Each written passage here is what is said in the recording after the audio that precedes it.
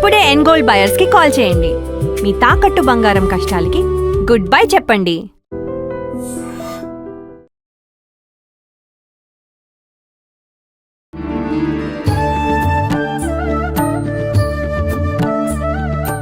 నమస్కారం గురుగారు. నమస్కారం. గురుగారు, మనకి శ్రావణ మాసంలో విశేషంగా దైవారాధనకు సంబంధించి ఇవన్నీ కూడా ప్రారంభిస్తూ ఉంటాము. 4 మాసాలు వరుసగా ఇదంతా కూడా చేస్తూ ఉంటాం. ముఖ్యంగా ఆడవాళ్ళందరూ కూడా ఈ మాసంలో శ్రావణ శుక్రవారాలు, శ్రావణ మంగళవారాలు పూజా విధానాలు ఎక్కువగా ఆచరిస్తూ ఉంటారు. ఒక్కసారి ఈ విధానాల గురించి, అసలు ఎవరు ఆచరించాలి అనే సందేహాలు కూడా చాలా ఉన్నాయి. వాటి గురించి కూడా వివరణ ఇవ్వండి. మనకి ఆషాఢ పౌర్ణమి అక్కడి నుంచి చాతుర్మాస్యం మొదలవుతుంది. గురుగారు, చాతుర్మాస్యం అంటే మనకి అక్కడి నుంచి కార్తీక పౌర్ణమి దాకా ఉంటుంది. ఈ 4 నెలలు కూడా మెయిన్ జరిగేది ఏమంటే ఇంట్లో నుంచి బయటికి వెళ్ళడానికి ప్రొవిజన్ ఉండదు. అంటే వర్షాలు వస్తూ ఉంటాయి. పూర్వకాలంలో వర్షాలు వస్తాయి, వాగులు వంకలు అన్నీ కూడా వచ్చేస్తూ ఉంటాయి. కాబట్టి ఎక్కడికి ఊరు దాటి వెళ్ళడానికి ఉండదు. ఇలాంటి పరిస్థితుల్లో మన ఇంట్లోనే ఉండండి అన్నారు. అప్పట్లో పెద్దగా వీళ్ళకి ఇంట్లో ఏం పని ఉండేది కాబట్టి వీళ్ళని దైవారాధన చేయండి అన్నారు. ఈ 4 నెలల్లో కూడా దైవారాధన చేస్తారు. చూడండి, అవును, శ్రావణ మాసం కానీ, ఆశ్వీజం కానీ, కార్తీకం కానీ ఇవన్నీ కూడా పూర్తిగా దేవతారాధనలోనే వీళ్ళు సమయం గడిపేస్తూ ఉంటారు. అందులో భాగంగా మనకి శ్రావణ మాసంలో ఈ ప్రత్యేకించి శ్రావణ మంగళవారాల నువ్వులు, అలాగే శ్రావణ శుక్రవారాల నువ్వులు, వాళ్ళకి ఏవి వీలైతే అవి అన్నీ చెప్పేస్తారు. అసలు శ్రావణ మాసము అంటే అది మీకు తెలిసే ఉంటుంది.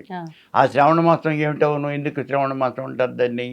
శ్రవణ నక్షత్రంతో కూడి ఉంటే ఏదో చెప్తారు కదా గురుగారు. పౌర్ణమి ఆ నెలలో వచ్చేయండి పౌర్ణమి ఏ నక్షత్రంలో అయితే వస్తుందో ఆ పేరే ఆ నెలకి పెట్టడం అనేది జరుగుతుంది. ఇప్పుడు ఈ నెలలో శ్రవణ నక్షత్రంలో పౌర్ణమి రావాలి. వస్తుందా అని అడగద్దు. వస్తుందా అంటే అది మానేసింది రావటం. దాని ఇష్టమైతే వస్తుంది, లేకపోతే లేదు. ఎందుకనంటే ఆ క్యాల్కులేషన్ వీళ్ళు గ్రహాలు ఏదో ఈ నక్షత్రాలు ఇవన్నీ క్యాల్కులేషన్ వేస్తే ఆ గణాంకంలోకి వచ్చేప్పటికీ ఎత్తు తగ్గులు వస్తున్నాయి. ఎత్తు తగ్గులు వచ్చేస్తున్నాయి. మామూలుగా సంవత్సరాది అన్నాం. సంవత్సరాది ఎప్పుడు రావాలి? ఆదివారం నాడు రావాలి. ఆదివారం ఆ రోజున అశ్విని నక్షత్రం రావాలి. మరి వస్తుందా? చైత్రమాసం ఆదివారం అశ్విని నక్షత్రం రాదుగా, రాదు. దాని ఇష్టం వచ్చినప్పుడు వస్తుంది. అందుకని కొన్ని ఈ గణాంకాల్లో వచ్చే తేడాలతో ఇది వస్తుంది. ఇప్పుడు ఈ శ్రవణ నక్షత్రం అనేది పౌర్ణమి రోజున వస్తే గొప్పే, లేదు ఓ రోజు ముందు రావచ్చు, 2 రోజుల తర్వాత రావచ్చు. అట్లాగే శ్రీరామనవమి ఉన్నదనుకోండి, ఆ రామనవమికి వచ్చేటప్పటికి నవమి ఉండాలి, ఆ రోజు పునర్వసు నక్షత్రం ఉండాలి. 2 కలిసి రావాలి. వస్తాయా? రావు.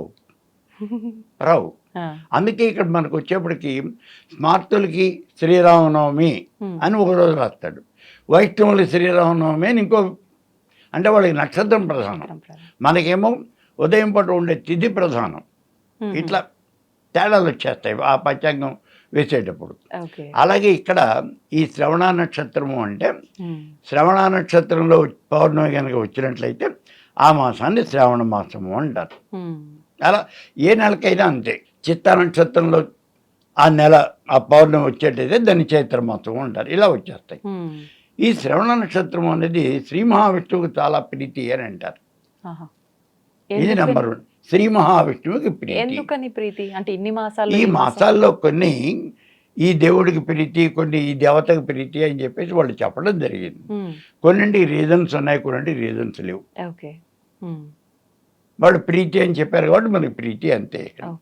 సరే, ఇప్పుడు విష్ణుమూర్తికి ప్రీతి. అలా విష్ణుమూర్తికి ప్రీతి ఉన్నటువంటి ఈ మాసంలో ఆయన కుటుంబ సభ్యుల్ని పూజిస్తే ఆయనకి ఆనందం కదా. అందుకని ఆ విష్ణుమూర్తి శక్తి అయినటువంటి లక్ష్మీదేవిని మనం ఈ నెలలో ఆరాధించడం అనేది జరుగుతుంది. లక్ష్మీదేవిని ఆరాధించడంలోకి వచ్చేప్పటికీ ఆవిడ విష్ణువు యొక్క శక్తి అనే కాదు. ఇక్కడ మనకేమవుతుంది, మనకి అందరికీ కూడా లక్ష్మీదేవితో పనే. ధనమూల మిదం జగత్తు కదా. మీరు ఏమైనా సరే ఈ డబ్బుల మీదకి వచ్చేప్పటికి బోల్డ్ అని సామెతలు ఉన్నాయి. డబ్బు లేనివాడు డుబ్బు కూడా కొరగాడు. డుబ్బు అంటే దమ్మిడి కన్నా ఇంకా ఇంకా చిన్నదైనటువంటిది. ఎప్పుడో మా తాతల నాడు ఉండేది ఆ డబ్బు అనేది, అది నాకు కూడా తెలియదు. నాకు దమ్మిడి వరకే తెలుసు. ఆ దమ్మిడి కన్నా ఇంకా పార్ట్ అరదమ్మిడి, పావు దమ్మిడి ఏదో అంటారు కదా, అలాంటివి ఆ డుబ్బు అని ఏదో అంటారు దాన్ని. దానికి కూడా అంటే ఎందుకు వెంట్రుక ముక్క కూడా పనికిరాడు అని. అంతా సర్వం డబ్బులోనే ఉన్నది, జగత్ అంతా డబ్బులోనే ఉన్నది. కాబట్టి ఆ డబ్బు అవసరం లేనటువంటి వాడు ఎవడు లేడు. ఈ డబ్బులు కావాలి, ఈ డబ్బులు కావాలి అంటే ఎలా? ఇక్కడ మనకి లక్ష్మీదేవి అని అంటే కేవలం ధనరాశులే కాదు, ధనధాన్యాలు, భోగభాగ్యాలు, ఇవన్నీ కూడా లక్ష్మీ. మనం అష్టలక్ష్ములను పూజిస్తాం. మనం అష్టలక్ష్ములు ఒక్కొక్కటి ఒక్కొక్క దానికి ప్రతీక. ధనలక్ష్మి, ధాన్యలక్ష్మి, శౌర్యలక్ష్మి, ధైర్యలక్ష్మి, విజయలక్ష్మి, సంతానలక్ష్మి అన్నీ కూడా. మనకి భాగ్యవంతుడు అని అంటారు. ఎవరు భాగ్యవంతుడు? బాగా డబ్బు కాదు, అదే చెప్పేది అక్కడ. అదే కదా గురుగారు మనం మామూలుగా అనుకునేది. లేదు, వాడు ధనవంతుడు, బాగా డబ్బులున్నవాడు ధనవంతుడు. మీకు ఆ శ్రీమంతుడు సినిమాలో డైలాగ్ కూడా చెప్పాడు చూడండి. మరి అదే కదా, మన సినిమా చప్పట్లు కొట్టేస్తే ఇట్లా వాటిల్లో ఎత్తేస్తే కావాలి. అవును అవును. వాడి దగ్గర ఉన్నటువంటి ధనాన్ని, వాడు ధనవంతుడయ్యండి, చుట్టుపక్కల వాళ్ళని కూడా చాలా జాగ్రత్తగా చూసుకునేవాడు. భాగ్యవంతుడు అని ఎవరిని లెక్క పెడతామంటే వాడికి ధనం ఉండాలి. ఇటు భార్య వైపు వాళ్ళు కానీ, ఇటు తల్లి వైపు వాళ్ళు కానీ, వీళ్ళందరూ కూడా మంచి ఉచ్చస్థితిలో ఉండాలి, అంతా బాగుండాలి. తన అన్నదమ్ములు, అక్క చెల్లెళ్ళు అందరూ కూడా మంచి పొజిషన్లో ఉండాలి. ఎవరు బీదరికంతోనూ అట్లా ఇబ్బందులు పడకూడదు, వాళ్ళందరూ మంచి పొజిషన్లో ఉండాలి. అత్త మామలు వాళ్ళు కూడా జీవించి ఉండాలి, సంపూర్ణ ఆరోగ్యంతో ఉండాలి, అందరికీ సిరి సంపదలు భోగభాగ్యాలు ఉండాలి. అలా ఎవడైతే ఉన్నాడో వీడి సంతానం కూడా మంచి పొజిషన్లో ఉండాలి. అలా వీడి చుట్టుపక్కల చుట్టాలు పక్కాలు, వీడి యొక్క స్నేహితులు, వీళ్ళందరూ కూడా అందరూ మంచి పొజిషన్లో ఉన్నటువంటి వాడు ఎవడైతే ఉన్నాడో వాడు భాగ్యవంతుడు. అంటే వాళ్ళంతా బాగుండేట్టు, ఒకవేళ బాగాలేకపోతే వీడు చూడాలి, వాళ్ళు బాగుండేట్టుగా వీడు చూడాలి. పెళ్లి చేసుకున్నాం, పిల్లలు తెచ్చేసుకున్నాం, బాగానే ఉంది, వాళ్ళ డబ్బులు లేవు, చాలా ఇబ్బంది పడుతున్నారు, అత్తమామలు ఇబ్బంది పడుతున్నారు, నీ దగ్గర డబ్బులు ఏం చేసుకుంటే తగలేస్తావా? వాళ్ళని కూడా మళ్ళీ అప్లిఫ్టింగ్ చూడు. వాళ్ళు డబ్బులు తగలేస్తున్నారు అంటే మనం ఏం చేయలేం, వదిలేద్దాం. వాళ్ళు అంటే నీ దగ్గర ఉన్న ధనాన్ని నువ్వు ప్రాపర్గా ఉపయోగించుకోవాలి, అది అక్కడ చెప్పింది.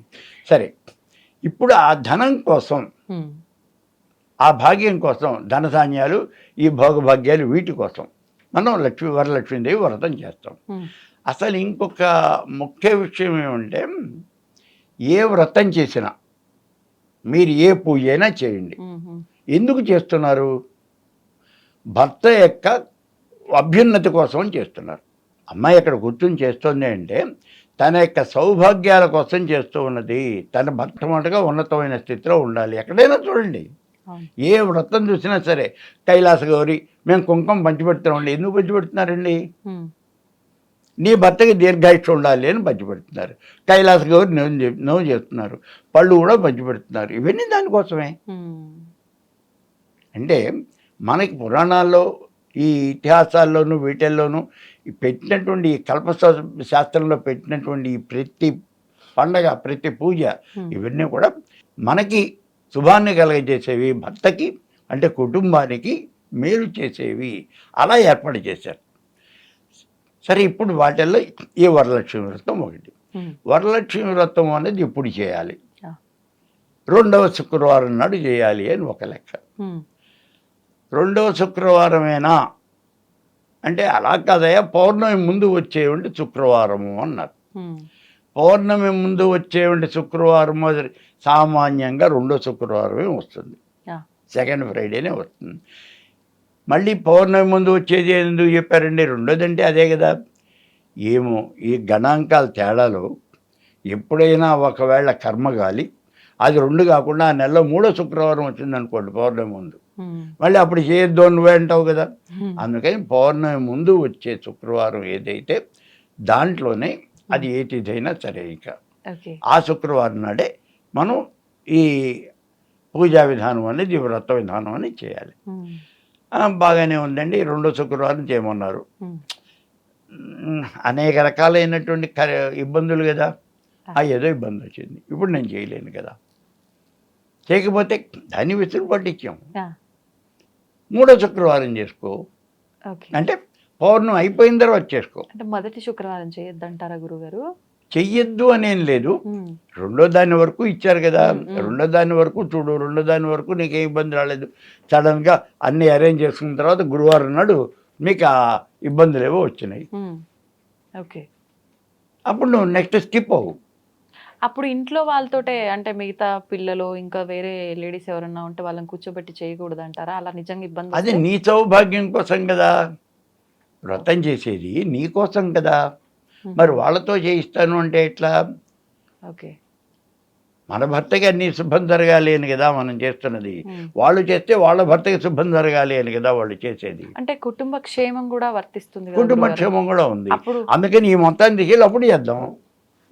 అంటే ఖచ్చితంగా పోస్ట్ పోన్ చేసుకోవాల్సింది. బెటర్ పోస్ట్ పోన్ చేసుకోండి, ఎందుకంటే ముఖ్యమైనటువంటి వ్యక్తి మనమే కదా, అందుకని పోస్ట్ పోన్ చేసుకోండి అన్నాడు. ఓకే. అయితే ఈ రెండో శుక్రవారం అనే ఉండేది నియమం ఏమిటి ఉమ్, అని అంటే, వాళ్ళు ఏదో కథలో చెప్పాడు కదా, ఆ, చారుమతి దేవికి ఉమ్, ఆ అమ్మవారు కనిపించి నువ్వు పౌర్ణమికి ముందు వచ్చే శుక్రవారం నాడు వ్రతం చెయ్యి. ఉమ్, అలాగే మనకి ఈ వ్రతాలు కానీ మిగిలినటువంటి క్రతువులు కానీ అన్నీ కూడా ఈశ్వర ప్రోక్తాలు. ఉమ్, మనకి మంత్రశాస్త్రం అంతా కూడా ఆ. శివపార్వతుల సంవాదంగా ఉంటుంది. ఈ వ్రతాలు కూడా వాళ్ళే చెప్తారు. ఏ ఆ వ్రతమైనా? సామాన్యంగా ఆహా. ఎక్కడో కొన్ని తప్పించి, ఉమ్, ఆ కొన్ని అంటే మనం ఆ యుజం చూడు రాజశ్యామల, ఆ, ఆ, ఆ రాజశ్యామల మంత్రాల్లో కొన్ని మంత్రాలు మాత్రం లక్ష్మీదేవికి విష్ణుమూర్తి చెప్పాడు అని అంటాడు. ఆహాహా. ఓకే. అంటే విష్ణు ప్రోక్తంగా అవి అలా కొద్ది ఉన్నది, ఉమ్, ఎక్కువ అన్నీ కూడా ఈశ్వర ప్రోక్తంగానే ఉంటాయి. ఉమ్, ఉమ్, కాబట్టి ఆ ఈశ్వరుడు కూడా ఏం చెప్పాడు ఉమాదేవికి, ఉమ్, నువ్వు రెండో శుక్రవారం నాడు అంటే పౌర్ణమికి ముందు వచ్చే శుక్రవారం నాడు. ఉమ్, కాబట్టి ఇక్కడ ఇద్దరు మనకి చెప్పారు కాబట్టి రెండు అథారిటీనే, కాబట్టి మనం రెండో శుక్రవారం నాడు చేయాలి అంతే లెక్క. ఓకే. కళ్ళు మూసుకొని పౌర్ణమి ముందు ఉన్నటువంటి శుక్రవారం నాడు మనం ఈ వ్రతం చేసేసుకోవాలి. ఉమ్, ఇక ఈ వ్రతం చేయటంలో ఇక్కడ కలశం పెడుతున్నాము అన్నాం. అసలు కలశం పెట్టాలా, లేకపోతే అమ్మవారి ఫోటో పెట్టుకోవచ్చా, అమ్మవారి విగ్రహం పెట్టుకోవచ్చా, ఇలాంటివి చాలా తేడాలు ఉన్నాయి. అవును. వ్రతాల్లోకి వచ్చేటప్పటికి ఉమ్, అమ్మవారి యొక్క విగ్రహం పెట్టేయమన్నాడు. విగ్రహం. విగ్రహం పెట్టేయమన్నాడు. ఉమ్, దేవి భాగవతంలో చెప్తాడు, దసరాల్లో వచ్చేప్పటికి ఉమ్, అమ్మవారి యొక్క విగ్రహం పెట్టుకో, ఉమ్. ఒకవేళ విగ్రహం దొరకకపోతే ఫోటో పెట్టుకో. ఎంత సైజ్ లో ఉన్న విగ్రహం? అదేం లేదు, ఓకే. సైజ్. అదేం చెప్పాల. ఉమ్, అయితే మన ఇంట్లో ఉండే విగ్రహాలు ఎప్పుడూ కూడా పెద్ద పెద్ద విగ్రహాలు 12 అంగుళాలు 9 అంగుళాలు దాటి విగ్రహం పెట్టద్దు అంటాడు. అయితే ఇప్పుడు పూజ కోసము పెట్టుకునే అయితే మీరు అన్నట్టు సైజ్ చూసుకోవాలి. ఆ. కానీ ఇక్కడ అలంకరణ కోసం పెట్టుకుంటున్నారు ఎక్కువగా వరలక్ష్మి అదే. వ్రతం అంటే, అప్పుడు కూడా సైజు పెద్దగా. అప్పుడు మీకు ఇంట్లో మనం పెద్దది పెట్టుకోమనరా, ఉమ్, 3 అడుగులు విగ్రహం తెచ్చి ఇంట్లో పెట్టుకోం కదా మనం, సామాన్యంగా అలా పెట్టాం. ఉమ్, అలా పెట్టేది బయట వచ్చినండి పందిరిలో, వినాయక చవితి పందిరిలో పెడతాం. Yeah. 80 అడుగుల విగ్రహం, 100 అడుగుల విగ్రహం అక్కడ పెడతాం మనం. అవును. అదేమిటంటే ఊరికే జనానికి ఆకర్షణ, ఉమ్, మేము ఇంత విగ్రహం పెడతాము, ఇది మా ఆచారము ఉమ్, అట్లా.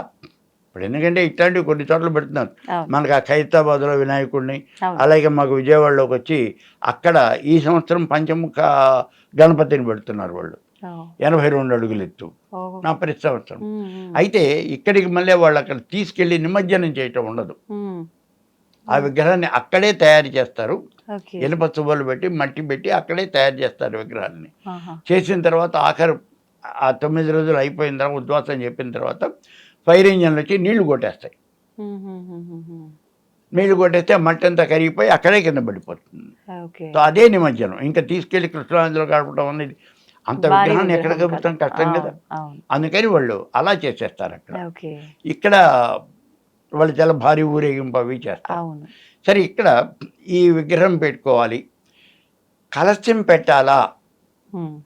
ఏవి దొరక్కపోతే కలశం పెట్టుకోమన్నాడు. ఏమి అంటే గురువు? ఈ విగ్రహాలు కానీ విగ్రహాలు. ఫోటోలు కానీ ఇలాంటివన్నీ దొరకకపోతే, ఓకే. ఇప్పుడు దసరాల్లోకి వచ్చేప్పుడు మాట చాలా ఖచ్చితంగా చెప్పాడు, ఉమ్, అవి ఏవి దొరకకపోతే నువ్వు కలశం పెట్టుకో అన్నాడు. కానీ ఇవాళ రోజున ఏమైపోయింది, కలశం పెట్టడం చాలా ఇంపార్టెంట్ అయిపోయింది. అవును. ఏంటి కలశం పెట్టలేదా ఆ. అని అడుగుతాడు, వాడికి ఏదో తెలిసి చచ్చినట్టు. అసలు కలశం ఎందుకు పెట్టాలరా వాడికి తెలీదు. తెలీదు. కానీ ఇది ఒక ఆచారం అయిపోయింది. అవును. సో మనం కలశం పెట్టేస్తున్నాం. ఉమ్. కలశం పెట్టేటప్పుడు ఆ చెంబు పెట్టాలి, ఆ. బిందె, చెంబు బిందె ఇవన్నీ రకరకాలుగా ఉంటాయి. మనం సామాన్యంగా వచ్చిన చెంబు పెడితే సరిపోతుంది. ఉమ్. అయితే పెద్ద కొంచెం భారీగా జరిగేటటువంటి ఉమ్. ఈ వ్రతాలు కానీ ఈ పూజలు కానీ అక్కడైతే కలశం కూడా పెద్దవి పెట్టడం జరుగుతుంది, ఆహా. పెద్దవి పెట్టడం జరుగుతుంది. ఓకే. ఇప్పుడు మేము అక్కడ చెప్పాను కదా, విజయవాడలో వాళ్ళు అవును. 80 అడుగుల విగ్రహం పెట్టేస్తారని. అక్కడ పెట్టేటప్పుడు 16 లీటర్లు ఉమ్. మినిమం నీళ్లు పట్టేటటువంటి ఒక రాగి బిందె తెప్పించి పెట్టేస్తాం. ఆహాహా. మరి 16 లీటర్లు ఎందుకండి? అవును. ఎందుకు చిన్న చెంబు చాలు కదా, 16 లీటర్లు ఎందుకు? దాంట్లో పాల్గొనేటటువంటి సభ్యులు ఎక్కువ మంది ఉంటారు, ఉమ్. కొన్ని వందల మంది ఉంటారు. ఆ డొనేషన్లు ఇచ్చిన వాళ్ళు, వాళ్ళు హోమం చేస్తే వచ్చి కూర్చునేవాళ్ళు, పూజకు కూర్చునేవాళ్ళు చాలామంది ఉంటారు. అయిపోయిన తర్వాత వీళ్ళందరికీ ఈ కలశంలో నీళ్లు మనం ప్రోక్షణం చేయటం కాదు, వాళ్ళకి ఇవ్వాలి. అవునా? ఆ కలశంలో నీళ్ళు ఏం చేస్తాం? నార్మల్ గా చెట్లకే పోస్తుంటారు కదా ఎబ్బే, గురువుగారు ఎక్కువగా. కాదు కాదు కాదు కాదు, చెప్తాను. ఆ కలశంలో నీళ్లు వీళ్ళు స్నానం చేయాలి, వాళ్ళ నెత్తి మీద పోసుకోవాలి. పవిత్రమైన జలం కదా, 10 రోజులు పూజలు అందుకున్నటువంటి జలం కదా అవి. ఓకే. అందుకని వాళ్ళు స్నానం చేయమని చెప్పి వాళ్ళకి బాటిల్స్ ఉంటాయి కదా, ఈ వాటర్ బాటిల్స్, ఆ వాటర్ బాటిల్స్లో పోసి ఇచ్చేస్తాం. ఓకే. ఓకే. వాళ్ళందరూ తీసుకెళ్ళిపోతారు, అందరు తీసుకెళ్ళి వాళ్ళు స్నానాలు చేస్తారు. అందులో ఇక్కడ ఈ కలశంలో ఏం వేస్తున్నాం మనం? సుగంధ ద్రవ్యాలు వేస్తాం. అయితే నీళ్లు పోస్తాం మనం, సగం పైన నీళ్లు పోస్తాం. నీళ్లు పోయటం ఎందుకంటే ఆ చెంబు కొబ్బరికాయ పెట్టేటప్పుడు ఇటు ఇటు కదిలిపోతుంది బరువుకి. పెద్ద దానిపైన కొబ్బరికాయ ఎట్లా పెడతారు గురుగారు? ఏమ్మా, దానిపైన ఇంకొకటి ఏదైనా ఏది కలశం? పెద్ద కలశం పెడితేనా, ఇంత బిందెల్లో పెడితేనా, దాని అరేంజ్మెంట్స్ దానికి ఉంటాయి. మనం కట్టుకునే ఎన్ని కష్టాలు పాపం. చెప్తా, ఇది కట్టుకునే ఉంటుంది, బాగా లూజ్ అయిపోయింది అనుకో, దానికి ఏదో 4 టాకాలు వేసి బొందేసి బిగిస్తాం కదా.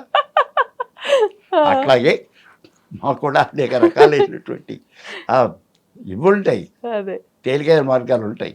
అవి పెట్టుకుని దాంతో మేము ఇదే అందులో అక్కడ కొబ్బరి మామూలుగా అయితే కొబ్బరికాయ పెడతాం, ఇక్కడ కొబ్బరి బొండం పెడతాం, కొంచెం సైజు పెరుగుతుంది అని. వాస్తవానికి పెట్టాల్సింది బోండా. ఏం పర్లేదు, ఏదైనా ఒకటి. అదేం కనిపించేట్టు కాదుగా, దాని బట్టలు కట్టే దాని మొహం పెడుతున్నారు ఇవాళ రోజు. అమ్మవారి ఇక్కడ ఇంట్లో ఇప్పుడు ఈ వరలక్ష్మి వ్రతాన్ని పెట్టేది మాత్రం కొబ్బరికాయే పెడతాం, చిన్న బిందె పెడతాం కాబట్టి దాని మీద సగం పైన నీళ్లు పోయాలి. నీళ్లు పోయకపోతే ఆ పెట్టినటువంటి దానికి ఇది కదులుతుంది, కైలితే కింద పడిపోయే ప్రమాదం ఉంటుంది. అందుకని నీళ్లు పోయాలి. ఇక్కడ మళ్ళీ మీమాంస వస్తుంది, నీళ్లు పోయాలా బియ్యం పోయాలా అని. బట్ చాలామంది కొన్ని చోట్ల చెప్తున్నాడు బియ్యం పోయండి అని. బియ్యం కాదు పోయాల్సింది, నీళ్ళే పోయాలి. నీళ్లు పోసి అందులో నవరత్నాలు వేయాలి, నవధాన్యాలు వేయాలి, తర్వాత సుగంధ ద్రవ్యాలు అన్నీ వేయాలి. జాజికాయ, జాపత్రి, లవంగాలు, పచ్చకర్పూరం, ఏలక్కాయలు ఇవన్నీ ఉంటాయి కదా, అవన్నీ కొట్టి పొడిని చేసి ఆ పొడు అందులో వేయాలి. అందుకు ఇందాక నేను చెప్పింది, ఆ సుగంధ ద్రవ్యాల పొడితో ఆ నీళ్ళు ఆ వాటర్తో మనం స్నానం చేస్తాం. అంటే ఇప్పుడు వరలక్ష్మి వ్రతంలో పెట్టిన కలశం ఎక్కడైనా సరే కలశం ఉంటే అలాగే వేయాలి. అంటే మనం చల్లుకోవాలి అవి కూడా? అమ్మ నీళ్ళు చల్లుకోవాలి కదా, పవిత్ర జలం కదా. అవును గురుగారు, పవిత్ర జలం కదా, అవి నెత్తిని చల్లుకుంటే మనం పరమ పవిత్రం అయిపోతాం, మనమే లక్ష్మీదేవి స్వరూపం అయిపోతాం. ఇలా అంటే డబ్బులు వచ్చేస్తాయి. అయితే అలా అందరం అనాలి ఇప్పుడు ఈ శుక్రవారం.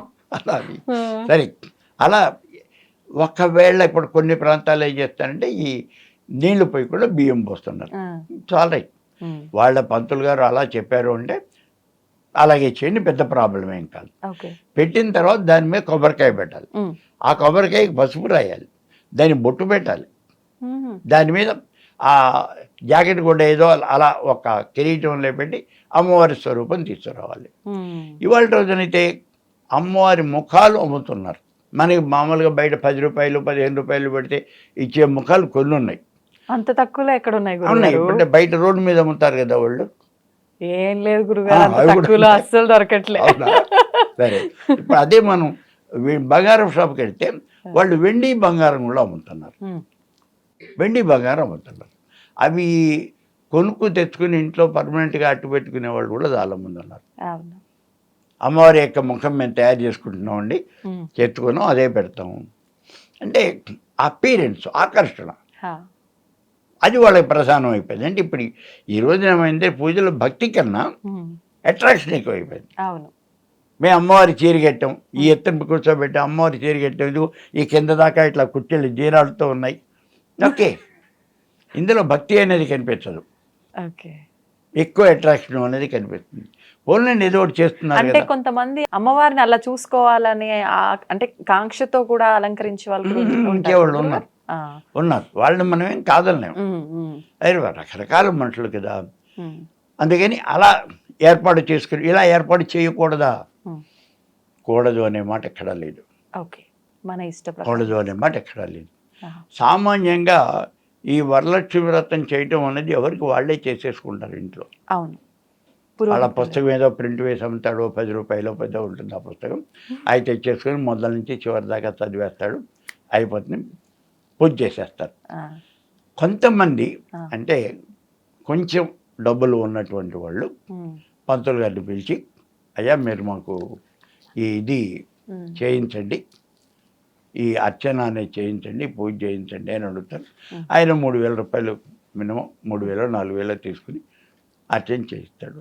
ఉమ్, ఆ చేయించినప్పుడు ఏమవుతుందంటే, ఇలా అర్చనలు చేసినప్పుడు ఉమ్. మీరు కలశానికి మేము వెండి చెంబు పెట్టకూడదా అండి? పెట్టచ్చు, బంగారపు చెంబు కూడా పెట్టచ్చు. కాకపోతే ఒక్క మాట ఏమంటే, పూజ అంతా అయిపోయిన తర్వాత ఆ కలశ పాత్ర ఉంది కదా, ఉమ్. అందులో ఉన్న నీళ్లు మీకు ఒక గ్లాస్ బాటిల్లో పోసి ఇచ్చేసి, వాటర్ బాటిల్లో పోసి ఇచ్చి ఆ పాత్ర కూడా పట్టుకెళ్ళిపోతాడు. మరి ఆ, మరి దానికి ఇష్టపడితే పెట్టాలి. ఎందుకంటే వాళ్ళకి ఒక రూల్ ఉంది, ఆ, అంటే ఒక ఆచారం ఉంది. ఆ. కలశానికి పెట్టినటువంటి ఆ పాత్ర వాళ్ళు తీసుకెళ్ళిపోతారు. ఉమ్. సామాన్యంగా ఆ పంతులు గారు తీసుకెళ్ళిపోతాడు. అందుకని తీసుకెళ్తా అంటే అప్పుడు మేము మట్టిదే పెడతాం అంటారు. ఇలా మొత్తం అమ్మవారిని అలంకరణ చేసిన తరువాత ఉమ్, ఇప్పుడు మనం పంతులు గారిని పెట్టుకున్నాం, మనం పూజ చేయటం ఇది చేయాలి. అయితే ఈ కలశం పెట్టేది కూడా బల్ల మీద మంటపారాధన చేసి మంటపారాధన మధ్యలోనే పెట్టాలి. ఉమ్, ఎక్కడ ఏ దేవత కలశం పెట్టినా అంతే. ఉమ్. మంటపారాధన అంటే నవగ్రహాలని అష్టదిక్పాలకుల్ని వీళ్ళందరినీ ఆవాహన చేయాలి.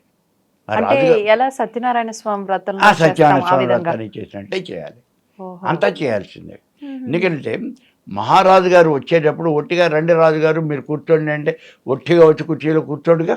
ఆ.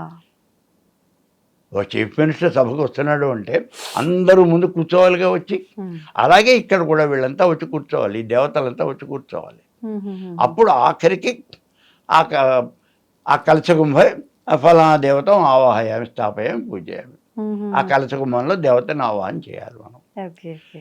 చేయాలి. ఉమ్, చేసిన తర్వాత ఇప్పుడు దానికి షోడశోపచార విధిని పూజ చేస్తాం. ఉమ్. ఇదే ఈ కలశంలో మనం వరలక్ష్మీదేవిని ఆవాహన చేస్తున్నాము అని చెప్పడానికి వీలుగా వెనకాల ఒక ఫోటో కూడా పెట్టుకుంటారు. ఎందుకంటే ఆ దేవత రూపం అనేది తెలియదుగా మనకి, అవును. అది కనిపించాలి కదా. అది కూడా ఏమంటే ఒక పెద్ద గజలక్ష్మి, వెనకాల 2 ఏనుగులు ఇటువైపు నుంచి వస్తాయి. ఉమ్. అవేమో ఆ బంగారు నాణ్యాలు ఇలా పోస్తూ ఉంటాయి. ఉమ్. చేతుల్లోనేమో ఇక్కడ బంగారపు ఇది ఉంటుంది కలశం, కలశం, ఆ. అందులో నుంచి ఇలా పోస్తుంటే ఆ నాణ్యాలు మన ఇంట్లో ఇలా లైన్గా పడుతూ ఉంటాయి. నిజంగా అలా పడట్లేదు గారు, ఇన్ని పూజలు చేసినా ఫోటోలో కూడా పడతాయి. ఫోటోలోనే పడుతున్నాయి, ఇంట్లో పడట్లేదు. పూజల్లో లోపం ఉందంటారా గురుగారు? భక్తి లేదు, భక్తి లేదు. మొన్న ఒకళ్ళు వచ్చి అదే అడిగారు. ఉమ్. మరి శంకర భగవత్పాదుల వారు ఆ రోజున ఉమ్. కనకధార స్తవం చదివితే ఉసిరికాయలు పడ్డాయి కదా, బంగారపు కాయలు పడ్డాయి కదా, అవును. మనకి ఎందుకు పడవు? ఎందుకు పడవు? ఉమ్. పడతాయి. ఆయన చేసినట్టు నువ్వు చెయ్యి. ఆయన కోసం చేయలా, నెంబర్ 1. అవును.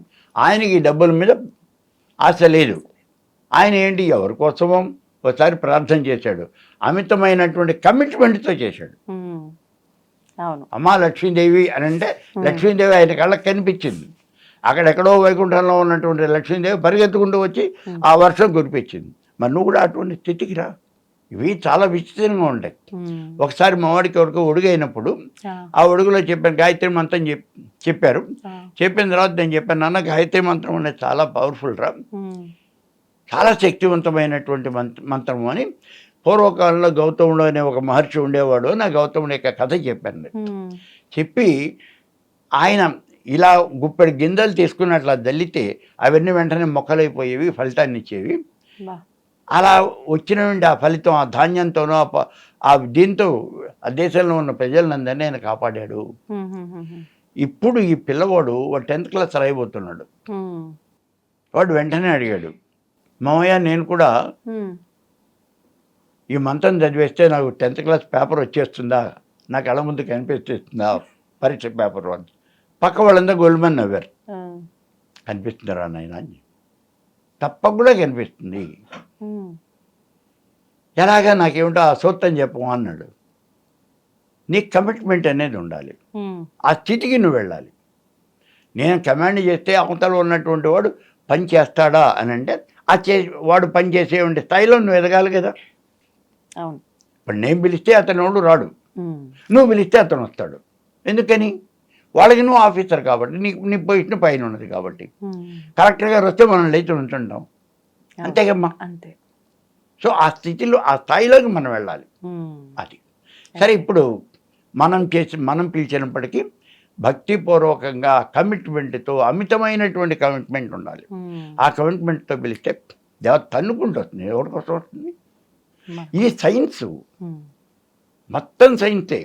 ఇలా గనక చేస్తే ఇలా జరుగుతుంది, ఇది సైన్స్. అలా మనం చేయలేకపోతున్నాం. చేయలేక అది రాదు అంటున్నాం. ఒకసారి ఇట్లాగే ఒకళ్ళు అడిగారు నన్ను, మంత్రాలకు చింతకాయలు రాలుతాయా అన్నారు. నిజమే కదా. సరే వెంటనే నేను చెప్పాను, చింతకాయలు రాలుతాయా, ఓకే ఒకసారి మీరు లేవండి అన్నాను. లేచాడు. మీ పక్కన కూర్చుని వాడిని బూతులు తిట్టాను అన్నాను. నీ ఇష్టం, నీకు ఎన్ని రకాల బూతులు, 10 రకాల బూతులు తిట్టాను. ఊరుకుంటాయండి, పళ్ళు రాళ్ళు కొడతాడు అన్నాడు. కదా కదా. అంటే నీ మాట వల్ల పళ్ళు రాలినాయి కదా. మరి పళ్ళు రాలినవి చింతకాయలు ఎందుకు రాలవు? అంటే ఇక్కడ యాక్షన్ కి రియాక్షన్ ఉంటుంది. అక్కడ యాక్షన్ కి రియాక్షన్ ఉంటుంది. నీ యాక్షన్ ప్రాపర్గా లేదు. అదే ఇప్పుడు చెప్పేది, నీ యాక్షన్లో కమిట్మెంట్ లేదు. నువ్వు కమిట్మెంట్ కనుక ఉన్నట్లయితే దాన్నే తత్పరత అని అంటూ ఉన్నాం మనం. తాదాత్మ్యత, తత్పరత అని అంటాం. ఆ తత్పరతతో కనుక నువ్వు ఆ భగవంతుని పిలిచినట్లయితే, ఆ ఏనుగు వచ్చి ఆ రోజున లావక్కెంత లేదు ధైర్యమా విలోలోంబయ్య అంటే సిరికేం చెప్పడు, శంకు చక్కెర మొగడు. ఎవరి కోసం వచ్చాడు? నువ్వు పిలిస్తే ఎందుకు రాడు? ఎవరికైనా ప్రిన్సిపల్ ఒకటే, మనకు గుర్తించాల్సింది అదే. ప్రిన్సిపల్ ఎవరికైనా ఒకటే, అప్లికేషన్లో తేడా ఉంది.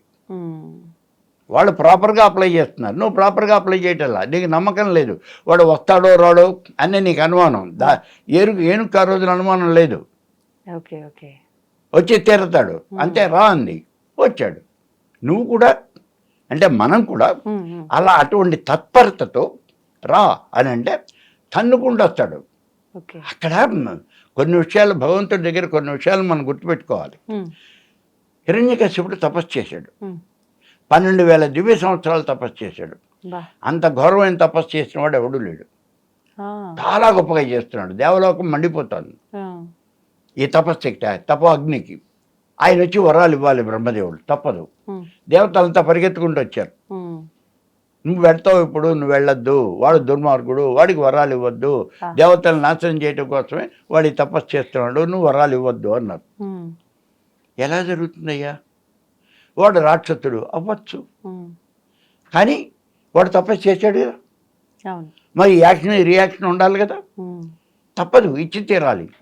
ఇవ్వకపోతే నేను తగలడిపోతాను. అది ఇవ్వకపోతే బ్రహ్మకుడు కూర్చోలేడు, అయిపోయింది. వచ్చి ఇచ్చి తీరాలి. కాబట్టి రండి మీరు కూడా నాతో పాటు అన్నాడు.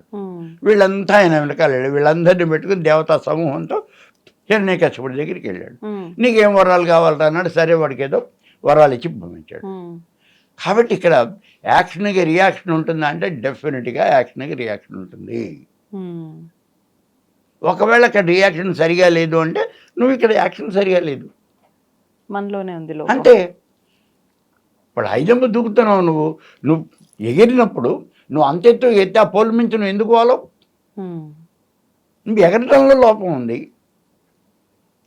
అంతే ఇక్కడ కూడా నీ యొక్క యాక్షన్లో నీ చేసే ఉండి నీ తాదాత్మ్యత తత్పరత వీటిల్లో లోపం ఉంది. అవి కరెక్ట్ చేసుకో. ఓకే. అవి కరెక్ట్ చేసుకుని ఎవడు పిలిచినా ఉమ్. అరే శ్రీకాళహస్తిలో పాము పిలిచినా వచ్చాడు, సాలిడి పిలిచినా వచ్చాడు కదా భగవంతుడు. అవును. మరి నువ్వు పిలిస్తే ఎందుకు రాడు? ఉమ్. వాడు చెప్పాడు కదా, ఏ వేదమ్మ పఠించే లోత భుజగంబే శాస్త్రములు చదివే. ఉమ్. మరి వాళ్ళు పిలిచినప్పుడు వచ్చినవాడు మనం పిలిస్తే ఎందుకు రాడు? తేడా ఉందన్నమాట. అంటే మనలోనే తేడా ఉంది మనలోనే అంటున్నారు తేడా గురుగారు. కానీ యుగ ప్రభావం కూడా ఉంటది అంటారు యుగ కదా. ప్రభావం ఉన్నది అనే సెకండరీ. ఉమ్. ఆ యుగ ప్రభావం వల్ల నాలో తేడా వచ్చింది ఏంటంటే విని తప్పుకునే మాటలు, ఉమ్. అవన్నీ తప్పుకునే మాటలు. ఉమ్. యుగ ప్రభావం ఉంటే ఉండొచ్చు కాక, కానీ నీలో ఆ తాదాత్మ్య తత్పరత ఎక్కడున్నాయి? ఓకే. అవి ఉంటే పని జరుగుతుంది. సరే, ఇప్పుడు ఆ పూజ ఏదో చేస్తాం. ఇందులో మెయిన్ ఇదేమిటి అంటే నైవేద్యం. ఉమ్. నైవేద్యం పెట్టేటప్పుడు 9 రకాల పదార్థాలు ఉండి నైవేద్యం పెట్టాలి అని చెప్తుంది ఉమ్. వాళ్ళ కల్పం. ఉమ్. ఎంత శాస్త్రం కాదు, కల్పం ఇది, ఉమ్. కల్పశాస్త్రం ఇది. 9 రకాల పిండి వంటలు చేయాలి. ఆ. సరే, ఏదో 9 రకాలు మీకు వచ్చినవి, మీకు గుర్తున్నవి, మీరు చేయగలిగినవి మీరు చేయండి. ఓకే. అన్నీ చేయలేకపోతే కొన్నన్నా చేయండి. గారెలు, పూర్ణం బొరెలు, పులిహోర, ఇలాంటివేవో ఇవి 3 మెయిన్గా పెట్టుకుని మిగిలినవేవో మీరు చేయగలిగినవి చేయండి. కనీసం 5 అయినా చేయండి ఏదో చెప్పాడు. ఉమ్. సరే, చేసాం. అవి పూజకి చేసిన తర్వాత అమ్మవారికి నివేదన చేయాలి, దానం ఇవ్వాలి. అది మెయిన్. ఉమ్. 9 పూర్ణం బూరెలు దానం ఇవ్వాలి. ఓకే. అసలు పూర్ణం బూరె ఎందుకు చేయాలి? ఆ. పూర్ణమైనటువంటి బూరె అది. ఉమ్. మామూలు బూరె అంటే బూరె వేరు, పూర్ణం బూరె వేరు. ఉమ్. మన వాళ్ళు తెలియక బూరెలు చేస్తున్నామండి అంటారు. కాదు, ఆ. బూరె అంటే మామూలుగా బియ్య పిండిని ఆ. బెల్లంలో కలిపి వేసేస్తూ ఉంటాం, పచ్చి బియ్య పిండి పాకం పట్టకుండా. ఉమ్. దాన్ని బూరె అంటాం. ఉమ్. అదే పాకం బట్టి అందులో బియ్య పిండి వేస్తే దాన్ని అరిసె అంటాం. దాంట్లో మేకలో తేడా ఉంది. ఉమ్. అవి బూరెలు. ఈ బూరెలు అనేవి సామాన్యంగా మనం ఆబ్డికానికి చేస్తాం, గారెలు బూరెలు అని. అవును. సో ఇవి బూరెలు కాదు, ఉమ్. పూర్ణం బూరి చేయాలి. అందులో శనగపప్పు, బెల్లం. ఇదివరకు అయితే మన వాళ్ళు చాలా ఇబ్బంది పడుతూ ఉండేవాళ్ళు. ఉమ్. ఇవన్నీ కలిపి వేసిన తర్వాత ఆ పిండి ఇలా వచ్చేది, చాలా ఇబ్బంది పడేవాళ్ళు.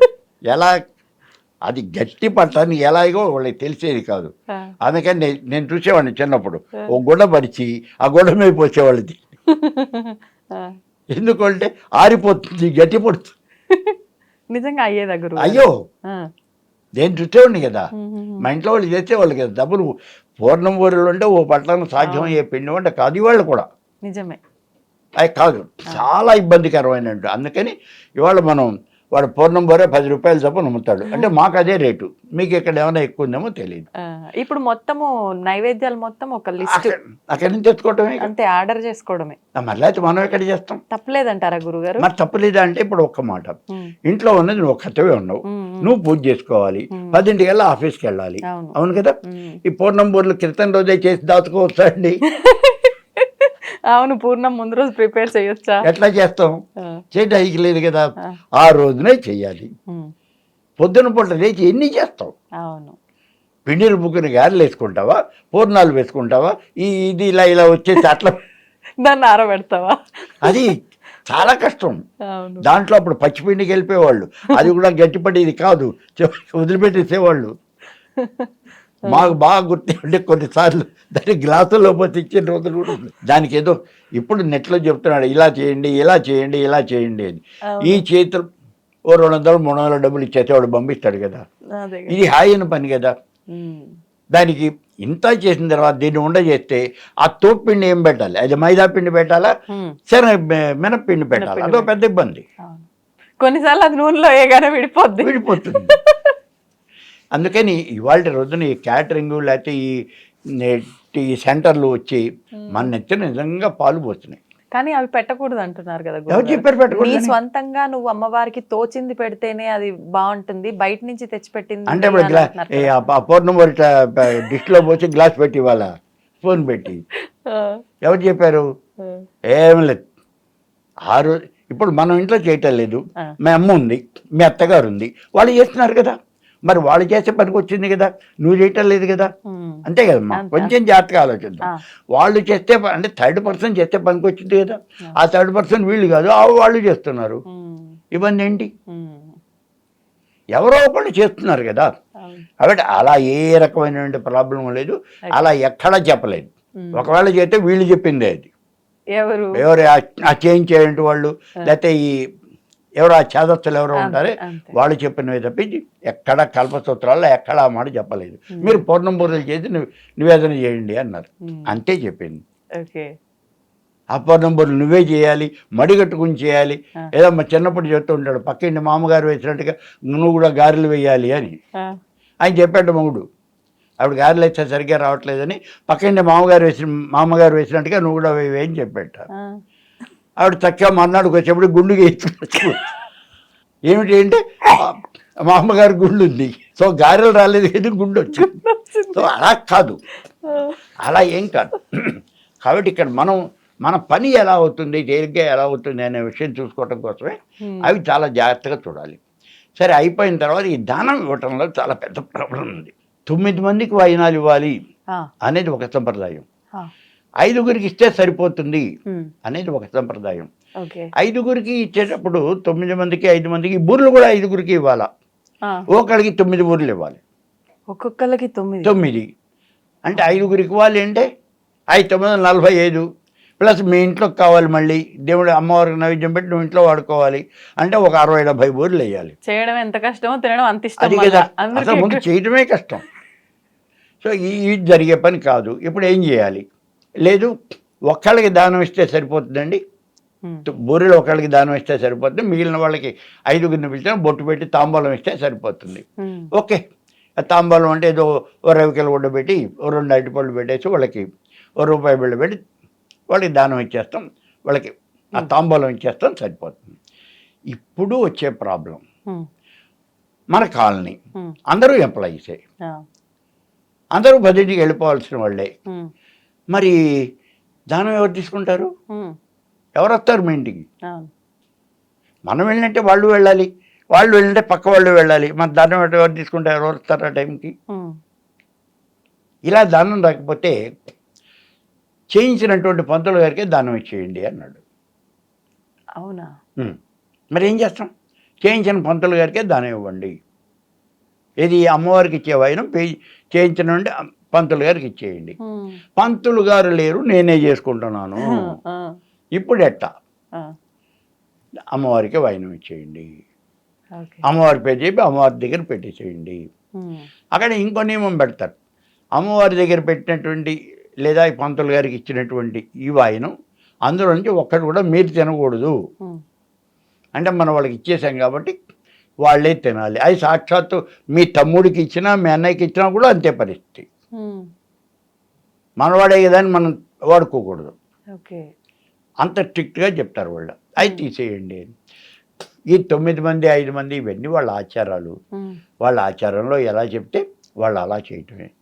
ఒకళ్ళకి దానం ఇవ్వటం అంటే అంతవరకు మన ఓపిక భరిస్తుంది, ఇంకోళ్ళకి దానం ఇవ్వటం అంటే మళ్ళీ చెయ్యాలి కదా, అది మనకు కష్టం.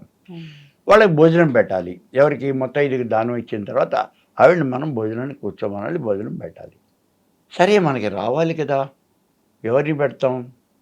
మీ అత్తగారికి పెట్టడానికి పనికిరాదు అంటే ఇంట్లో వాళ్ళని, ఆ ఇంట్లో వాళ్ళని కాదు, మీ అమ్మకి పెట్టచ్చు. ఏంటి గురుగారి లాజిక్? మీ అమ్మ అంటే మీ ఇంటి పేరు కలిగినటువంటి కాదు కదా, మీ వాళ్ళు కాదు కదా, డిఫరెన్స్ వచ్చేసింది కదా. అదే మీ అత్తగారికి అంటే మీది ఒకటే బ్రీడ్ కదా, అందుకని అత్తగారికి ఇవ్వడానికి పనికిరాదు. అలా ఆ డిఫరెన్స్ ఏంటి? అలాగే పంతులు గారికి దానం అంటే మీ అన్నగారికి ఇవ్వచ్చు, మీ తమ్ముడికి ఇవ్వచ్చు, కానీ మీ బావగారికి కానీ మరికి కానీ ఇవ్వడానికి లేదు. ఇందాక సేమ్ ప్రిన్సిపల్ అప్లై. వీళ్ళు మనవాళ్ళు కాబట్టి హస్బెండ్ సైడ్ ఎవరికి అది అంటే వీళ్ళు మనవాళ్ళు అయిపోయారు కదా, అందుకని వీళ్ళకి ఇవ్వకూడదు. వాళ్ళు బయట వాళ్ళు అయిపోయారు. చూడండి మనం ఎంత డిఫరెన్స్ చూపిస్తున్నాము. నిన్నటి దాకా పిచ్చిన వాళ్ళు బయట వాళ్ళు అయిపోయారు. సరే, వాళ్ళకి ఇవ్వకూడదు, వీళ్ళకి ఇవ్వచ్చు. ఇలా ఇచ్చిన తర్వాత సాధ్యమైనంత వరకు ఆ పురోహితుడికి, ఆ పంతులు గారికి కూడా మనం భోజనం పెట్టాలి. భోజనం చేస్తే సుఖం, వాళ్ళు చేయాలి. ఎందుకంటే ఏ దానం చేసినా వాళ్ళని మనం సాటిస్ఫై చేయలేం.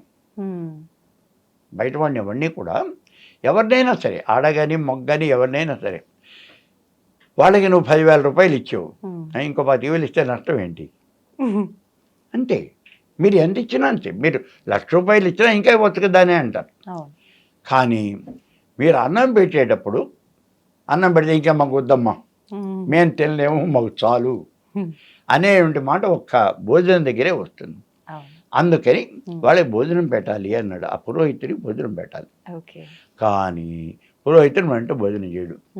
అదే కదా సమస్య. చేయడు. ఎందుకంటే ఇలాంటి కార్యక్రమాలు బోల్డ్ ఉన్నాయి. ఇప్పుడు వెళ్ళిపోయి మళ్ళీ ఇంకో చోట ఎక్కడో నేను 11కి ఒప్పుకున్నా, వాడు 5,000 ఇస్తాడు నాకు, మరి వెళ్ళిపోవాలి కదా. సో పురోహితుడు ఎవరు భోజనం చేయడు. అందుకని మనం దానం ఇస్తే ఆ దానమును, ఆ తాంబూలమును లోపల పెట్టేసుకుని, సంఖ్యలో పెట్టేసుకుని నాకు వచ్చి పరిగెట్టేస్తాడు. ముత్తైదులు కూడా ఎవరు సామాన్యంగా మన ఇంట్లో మన అమ్మ అయితే తప్పించి బయట వాళ్ళు ఎవరు వచ్చి భోజనం చేస్తారు అంటే అది కష్టమే. మరి వాళ్ళ ఇంట్లో చేసుకోవాలి కదా, అది కష్టమే. ఇందులో మెయిన్గా వచ్చేది తోరం, 9 వరుసల దారం. ఆ 9 వరుసల దారానికి 9 ముళ్ళు, మధ్యలో తోలపాకులు, పూలు ఏంటంటే తోమాలకి మళ్ళీ వెంకటేశ్వర స్వామికి వేసే తోమాలకి మళ్ళీ మనం తయారు చేస్తాం. తయారు చేసిన తర్వాత అది ఏమిటి అంటే 9 ముళ్ళు నవగ్రహాలకి ప్రతీక అంటారు. సరే, అట్లాగే దాన్ని పూజ చేసి ఆ తోరానికి మళ్ళీ అవి కూడా 2 తోరాలు తయారు చేయాలి. ఎందుకు అంటే ఒకటేమో అమ్మవారికి, ఒకటేమో నీకు, అమ్మవారికి మనకి. సరే, అది పూజ చేసి దాన్ని మనం తోరం కట్టుకోవాలి. ఇందులో పెద్ద విద్యేమంటే లక్ష్మీదేవిని వరలక్ష్మి వ్రతం కేవలం శుక్రవారం ఎందుకు చేయాలి? పౌర్ణమి ముందే కరెక్టే, శుక్రవారం ఎందుకు చేయాలి? అసలు పౌర్ణమి ముందు శుక్రవారం ఎందుకు చేయాలి? ఇంకా మొట్టమొదటి శుక్రవారం ఉందిగా, అప్పుడు చేయొచ్చుగా. కూడదు అన్నాడు. ఎందుకని కూడదు అంటే పౌర్ణమికి వచ్చేటప్పటికి చంద్రుడు షోడశ కళాయుక్తుడు, 16 కళ్ళు ఉన్నటువంటి వాడు. చంద్రుడి యొక్క వృద్ధి క్షయాలు ఎలా వస్తాయి? చంద్రుడికి మొత్తం పాడ్యమి నుంచి పౌర్ణమి దాకా అన్నీ కళలే. ఈ కళలు ఏమవుతాయి? ఈ కళలు మొత్తం అసలు సూర్యుడిలో ఉన్నాయి అని, అది మళ్ళీ సెపరేట్ శాస్త్రం అని చెప్పడం. ఇవి సూర్యుడిలో ఉన్నాయి. అమావాస్య అయిపోయిన తర్వాత పాడ్యమి, సూర్యుడిలో నుంచి మొట్టమొదటి కళ వచ్చి చంద్రుడిలో చేరుతుంది. అందుకే మీకు చంద్రుడు అలా ఒక గీతలే కనిపిస్తాడు. విధియ రెండవ కళ వచ్చి చేరుతుంది, ఇంకొంచెం లావుగా కనిపిస్తాడు. ఇట్లా పౌర్ణమి వచ్చేటప్పటికి పూర్తిగా 16 కళ్ళలో చేరిపోతాయి.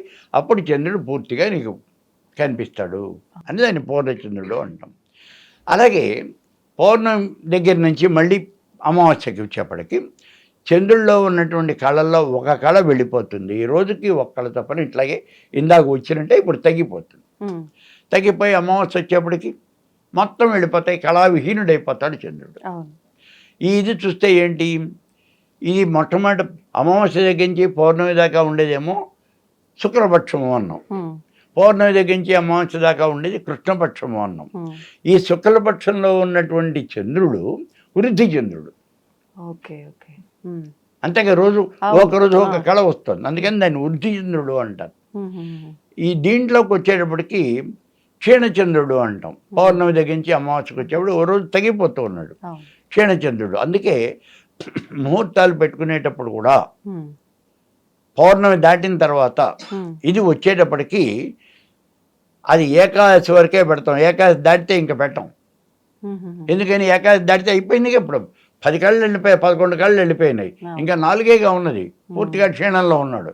అందుకని ముహూర్తం తెలిసిన వాళ్ళు ముహూర్తం పెట్టరు. క్షీణచంద్రుడు అండి ఎలా వద్దు అంటారు. అలాగే అమావాస్య వెళ్ళిపోయిన తర్వాత ఒక 5 రోజులు పోనివ్వండి, మరి పాడ్యం విధిలోనే ఎందుకు 5 రోజులు పోనివ్వండి, పంచమి దగ్గర నుంచి అది ఇంకా పెరుగుతూ ఉన్నటువంటిది, అందుకని పెడతారు. అదే ప్రిన్సిపల్ ఇక్కడ అప్లై అవుతుంది. వృద్ధి చంద్రుడు అమావాస్య పౌర్ణమి ముందుంది. ఆ వృద్ధి చంద్రుడు అంటే కళలు షోడశ కళాయుక్తుడు అవుతాడు. అందుకని అలా కళలు పెరుగుతూ ఉన్నటువంటిది 16 కళలతోనూ విరాజిల్లుతూ ఉన్నటువంటి వాడు కాబట్టి ఆ చంద్రుడిని ఇప్పుడు ఆ పౌర్ణమికి ముందు ఉన్నటువంటి ఈ శుక్రవారం నాడు చేయండి, పౌర్ణమి ముందు చేయండి అన్నారు. పౌర్ణమి ముందు అన్నారు, బాగానే ఉంది, మరి శుక్రవారం అని ఎందుకన్నారు? ఫ్రైడే ఉంటా లక్ష్మీదేవికి ప్రీతిపాత్రమైనటువంటిది శుక్రవారం అంటే. మామూలుగా అసలు దీన్ని వదిలిపెట్టేస్తే మనం దైనందిన చర్యల్లో కూడా దేవాలయాల్లో అమ్మవారికి పూజ చేసేప్పుడు శుక్రవారం కనుక అయినట్లయితే పూజలు ఎక్కువ ఉంటాయి. ఏంటంటే అమ్మవారికి ప్రీతిపాత్రమైంది, ప్రత్యేకించి లక్ష్మీదేవికి ప్రీతిపాత్రమైనటువంటిది. దసరాల్లో కూడా 9 రోజులు మనం పూజ చేస్తూ ఉన్నాము అంటే అందులో తప్పనిసరిగా 2 సార్లు శుక్రవారం, ఒక్క శుక్రవారం డెఫినెట్గా వస్తుంది, రెండోసారి వచ్చే అవకాశాలు కూడా ఉన్నాయి. 2-3 రోజుల్లో శుక్రవారం వచ్చిందనుకో, నవమి దశమి ఏదో ఒక రోజు శుక్రవారం వస్తుంది, ఆ రోజున ఫ్రైడే వచ్చింది, సప్తమి అష్టమి నవమి ఆ 3 రోజులు కనుక శుక్రవారం వచ్చింది అంటే అక్కడ చచ్చిపోతారు ఆ పూజారులు. అర్చకుడు వాడు దీనికి వస్తుంది అంతే ఆ రోజు. ఎందుకంటే విపరీతంగా వస్తాయి, రాత్రి 12 అయినా ఇంకా పూజలు అవ్వవు. అందుకే వీళ్ళు అందరినీ కూర్చోబెట్టి అందరి పేరు ఒకేసారి చెప్పి ఆ అష్టోత్తరమో సహస్రమో చేసి పారేస్తూ ఉంటాడు.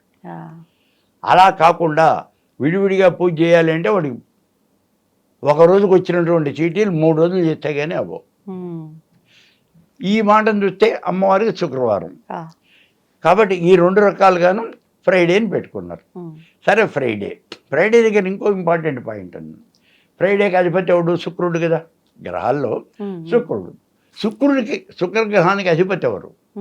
లక్ష్మీదేవి. నవగ్రహాల్లోనూ ఒక్కొక్క గ్రహానికి ఒక్కొక్కళ్ళు అధిపతి అని ఉన్నారు. లక్ష్మీదేవికి శుక్రగ్రహానికి అధిపతి ఎవరు అంటే మహాలక్ష్మి, రాహుకి దుర్గా, ఇట్లా డిఫరెన్స్ ఉంది.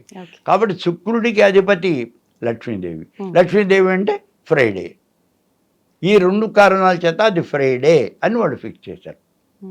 పౌర్ణమికి ఉండు ఆ పూర్ణకళాయుక్తుడైనటువంటి వాడు ఇక్కడ ఈ శుక్రగ్రహం. అలా పౌర్ణమికి ముందు వచ్చేవంటి శుక్రవారం నాడు ఈ పూజ చేయండి అన్నాడు. ఇలా కనుక పూజ చేసినట్లయితే ఇంట్లో భర్త యొక్క ఆయురారోగ్య ఐశ్వర్యాలన్నీ కూడా వర్ధిల్లుతాయి అని, అలాగే ఇంట్లో పిల్లలకి వాళ్ళకి కావలసిన చదువు ఇత్యాదులన్నీ కూడా అనుకుంటాయని, మీకు సిరి సంపదలు భోగభాగ్యాలు అన్నీ కూడా లభిస్తాయని, పూర్తిగా ఇంటిల్లిపాటికి ఆయురారోగ్య ఐశ్వర్యాలు అనేవి పుష్కలంగా లభిస్తాయి అని ఈ పూజ చేసుకోండి, వరలక్ష్మి చేయండి. వరలక్ష్మి అంటే లక్ష్మీదేవి యొక్క స్వరూపం, ఆవిడ వరాలు ఇస్తుంది కాబట్టి వరలక్ష్మి అన్నారు. కాబట్టి తేలికగా మీకు వరాలు ఇచ్చేటువంటి దేవత, అందుకని మీరు ఆ వరలక్ష్మీదేవిని అర్చించి ఆ రోజున తరించండి అన్నాడు. గురుగారు, కొన్ని సందేహాలు అంటే ప్రస్తుతం జరుగుతున్న విషయాలని అడగాలనుకుంటున్నాను. ఇది దంపతులు కూర్చొని ఆచరించాల్సిన వ్రత విధానమా వరలక్ష్మి వ్రతం? కాదు. కొంతమంది దంపతులుగా మాత్రమే చేయాలి అంటారు, కొంతమంది విడిగా చేసుకోవచ్చు అంటారు, కొంతమంది వివాహం కాని జంటలు కూడా సెలబ్రిటీస్ని కొంతమందిని చూస్తున్నాము, ఇద్దరుగా కూర్చొని వాళ్ళు ఈ వ్రతం ఆచరించే ఫొటోస్ మనం సోషల్ మీడియాలో చాలా చూస్తున్నాం. ఇప్పుడు వచ్చే చెక్ ఎక్కడుందంటే శ్రావణ మాసంలో మంగళవారం, ఈ మంగళవారాలు వాళ్ళు ఏదో నోవును వస్తారు, శ్రావణ మంగళవారం నోవులు అంటారు. ఆ శ్రావణ గౌరీదేవి అంటారు, ఎక్కడో పెడతారు, దానికి పూజలు చేస్తారు. ఇది సామాన్యంగా చెప్పింది ఏమంటే వివాహం అయిన తర్వాత 5 సంవత్సరాల పాటు ఈ నోము చేయాలి అని చెప్పి అందులో చెప్పాను. నాకు పెళ్ళే 35 ఏళ్ళకి అవుతుందమ్మా, నేను ఎక్కడ చేస్తాను ఇప్పుడు ఇవన్నీ, ఎలా కుదురుతుంది నాకు చెప్పండి. అమ్మాయికి 35 సంవత్సరాలు దాటినా కూడా వివాహం కావట్లేదు కదా, నువ్వు చేసుకోకపో, నీకు ఏదైనా రీజన్ అని. 35 సంవత్సరాలు దాటినాయి, నువ్వేమో ఎక్కడో జాబ్లో సెటిల్ అయిపోయినావు. సామాన్యంగా ఇదివరకు లెక్క ప్రకారం కనుక తీసుకుని, మా లెక్క ప్రకారం అంటే మా ఏజ్లో ఉన్నటువంటి లెక్క ప్రకారం తీసుకున్నాం, 25-26 సంవత్సరాల కల్లా వివాహం అయిపోయేది. అంటే 35 ఏళ్ళు వచ్చాయంటే నీకు 8-10 సంవత్సరాల పిల్లలు ఉండేవాళ్ళు. ఇవాళ్ళేమో ఇంతవరకు నీ వివాహమే కాలేదు, మరి ఇప్పుడు నువ్వు ఇంకా జాబులో స్థిరపడిపోయినావు, మరి నీకు సెలవులు పెట్టి ఈ 5 రోజులు ఈ 5 సంవత్సరాల పాటు ఈ నోళ్ళు ఎలా చేస్తావు? అందుకని రూల్ మార్చేసుకుని వాళ్ళే మార్చేసుకున్నారు. అదే తప్పదమ్మా ఇవన్నీ, వాళ్ళే మార్చేసుకుని పెళ్ళి కాకపోయినా పర్వాలేదండి, 18-20 ఏళ్ళు వచ్చినాయి కదా, ఏం పర్లేదు, మా అమ్మాయి వ్రతం చేసేస్తుంది, ఇంట్లో క్లీన్ చేస్తారు, తప్పదు, అవసరం. అందుకని చేసేస్తున్నారు. ఓకే. అంటే తర్వాత భార్యాభర్త ఇద్దరు కూర్చొని చేయాల్సిన వ్రతం ఏం కాదు ఇది. ఇది కేవలం స్త్రీలు చేసేది. ఓకే. అందులో తమ భర్త యొక్క సౌభాగ్యం కోసం, అంటే తన సౌభాగ్యమే ఆ మాంగళ్యం అంతా, ఆ సౌభాగ్యం కోసం వాళ్ళు చేసుకునే వ్రతం ఇది. ఓకే. ఇప్పుడు అమ్మవారి అలంకరణ విషయానికి వస్తే చాలా మంది శ్రద్ధతో భక్తితో చేసే వాళ్ళు ఉన్నారు, కొంతమంది ఆడంబరం కోసం చేసేవాళ్ళు. ఎలా చేసినప్పటికీ అమ్మవారి శరీర భాగాలన్నీ విడివిడిగా తీసి ఒక ఐరన్ స్టాండ్కి అవన్నీ అంటించి ఇదంతా కొంచెం చూడడానికి ఇబ్బందిగా అనిపిస్తుంది, కానీ చేసేవాళ్ళు చేస్తున్నారు. అది ఎంతవరకు కరెక్ట్? మనం ముందు చూడకూడదు కదా, తప్ప మందే అంతే కదా, చూడకూడదు. ఇప్పుడు మనం షర్టు కుట్టవయ్యా అని టైర్లకు ఇచ్చాం, చాలా సింపుల్ చూడండి, టైర్లకు ఇచ్చాం, వాడు షర్ట్ కట్ చేస్తారు కదా, ముందు క్లాత్ కట్ చేస్తారు కదా, కట్ చేసేప్పుడు మనం అక్కడ నుంచున్నాం అనుకో, మనకు చాలా బాధాకరం అనిపిస్తుంది. ఏమంటే అక్కడ బర్రమని ఇలా కట్ చేసి కూడా నాతో బారేస్తాడు, ఎక్కడికక్కడ ముక్కలు చేస్తాడు, ముక్కలు చేస్తే మనకి ఇబ్బందికరం అనిపిస్తుంది. అవన్నీ కలిపేసి ఒక షర్ట్గా కుట్టించాడు నాకు, అప్పుడు ఇది బాగుంటుంది. అలాగే మనం బిఫోర్ ఎలా చూస్తాం, చూడకూడదు కదా. ఓకే. మీకు సింపుల్ లెక్క పెట్టుకోండి, మనం డెలివరీ అవుతున్నప్పుడు వెళ్ళి మనం చూస్తామా, మనం చాలా ఇబ్బందికరంగా ఉంటుంది. అయిపోయిన తర్వాత అబ్బో పిల్లవాడిని ఎత్తుకుని నువ్వు ముద్రాడతాం కదా. అట్లాగే ఇక్కడ కూడా వాళ్ళు ఎలా చేశారు అనే విషయం వదిలిపెట్టేసేయండి. ఓకే. వాళ్ళు ఆడంబరంగా, నిజమే ఆడంబరంగానే చేస్తున్నాడు, కానీ భగవానుడు చాలా చోట్ల చెప్పాడు. అధ్యాత్మ రామాయణంలో చెప్పాడు, భగవద్గీతలో చెప్పాడు, ఎక్కడైనా అదే మాట చెప్తాడు. నాకు ఆడంబరం కాదు కావలసినటువంటిది, నువ్వు తాదాత్మ్యత తత్పరత దీంతో చెయ్యి, పత్రం పుష్పం ఫలంతోయం, నీకు చేతనైనటువంటి నాకు సమర్పణ చెయ్యి, ఓకే, చాలు, నేను ఆనందిస్తా, నీకు కావాల్సినవి నేను ఇస్తా అన్నాడు. సరే, ఇప్పుడు ఇది మనం ఏం చెప్పలేం కదా, మేము ఇలా కట్టుకుంటున్నాం, ఇదివరకు మేము పంచెలు కట్టుకున్నామంటే ఆ పంచె ఇంత బారు ఉండేది, దాన్ని తెచ్చుకుని ఏదో మడతలు వేసి మీరు చీరలు కట్టుకున్నంటే మేము పంచెలు కట్టుకునేవాళ్ళం. ఇవాళ రోజున పోయింది కదా, ఎందుకంటే ఆ కట్టుకోవడం చేత కాదు వీళ్ళకి. సో ఇంకో 500 రూపాయలు వాడికి ఎక్కువ ఇచ్చేస్తే పంచె కుట్టి ఇచ్చేస్తున్నాడు, అది కూడా పైన వాళ్ళే తొడిగేసుకుని ముడేసేసుకుంటున్నాడు, అయిపోయింది. వాడికి ఏదో చెప్తున్నాడు, మేము పొద్దున కట్టుకుంటే రాత్రి దాకా అసలు కదలదండి అని. వాళ్ళకి తెలియని విషయం అంటే మాకు కదలదు.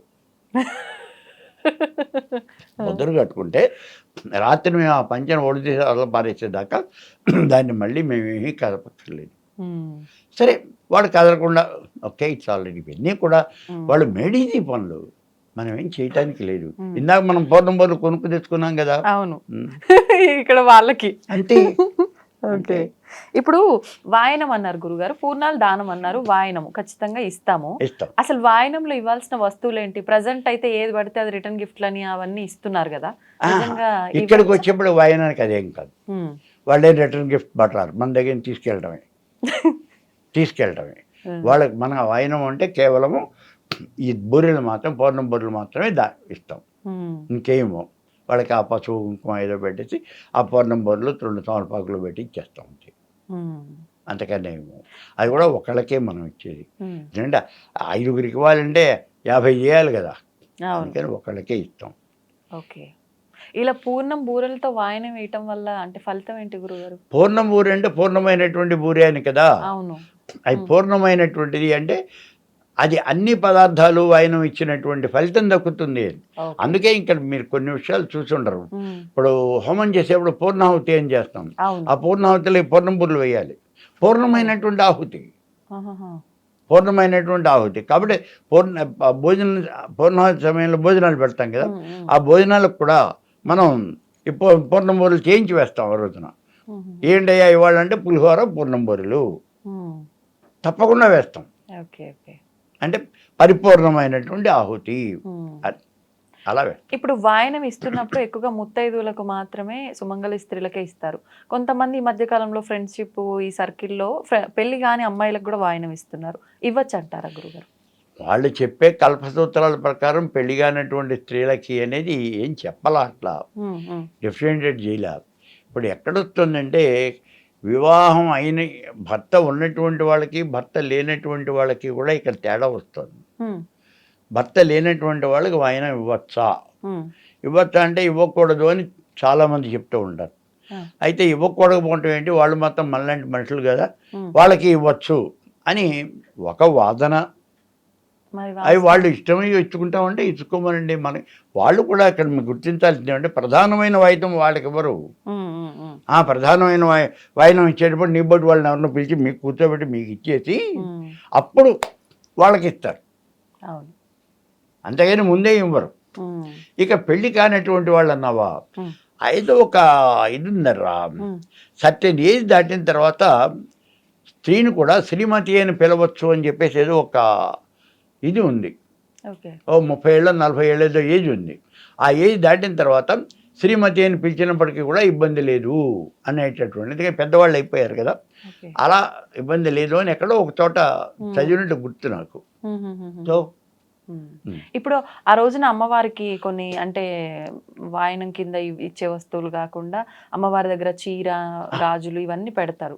కొంతమంది ఇది సెంటిమెంట్ గా ఆ రోజు అమ్మవారికి పెట్టింది ఆ రోజే కట్టుకోవాలి అని అంటారు. కొంతమంది మరుసటి రోజు అక్కడ గడ్డు అంటే అమ్మవారి పక్కన అలా ఓపెన్ చేసి ఫ్రిల్స్ లాగా పెడితే అమ్మవారు దాన్ని నైట్ వచ్చి ధారణ చేస్తారు. ఇలా రకరకాలుగా ఈ మధ్య సోషల్ మీడియాలో వింటున్నాం. అసలు ఏంటి గురువుగారు?